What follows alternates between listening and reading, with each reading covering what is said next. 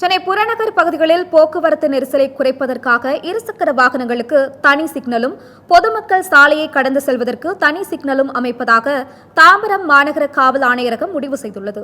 இதுகுறித்து செய்தியாளர் குமார் நடத்திய நேர்காணலை பார்க்கலாம்.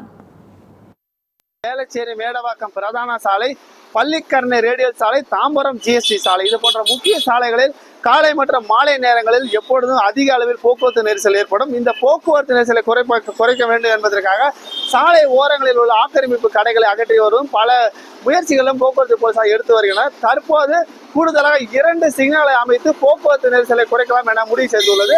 அதாவது இருசக்கர வாகனங்கள் செல்வதற்கு தனியாக சிக்னலும், பொதுமக்கள் சாலையை கடந்து செல்வதற்கு தனியாக சிக்னலும் அமைத்து போக்குவரத்து நெரிசலை குறைக்கலாம் என தாம்பரம் மாநகர காவல் ஆணையருக்கு முடிவு செய்துள்ளது. இது குறித்து தாம்பரம் மாநகர போக்குவரத்து காவல் துணை ஆணையர் அவரிடம் கேட்போம்.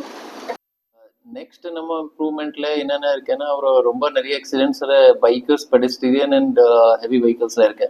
So for bikers safety and pedestrian safety நம்ம ஒரு சிக்னல் பிளான் பண்ணியிருக்கோம். ஸோ இப்போ ஒரு 3 சிக்னல் இருக்கு.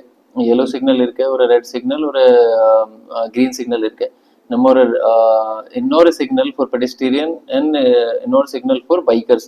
ஸோ அது 2 சிக்னல் மர்ஜ் பண்ணி ஒரு நம்ம ப்ராப்பர் லேன் மார்க்கிங் போட்டுட்டு குடுவாஞ்சேரி ஜங்ஷன்ல ஃபர்ஸ்ட் பிளான் பண்றேன்.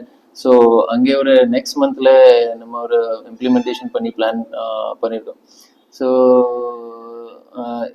This would help to reduce the accident.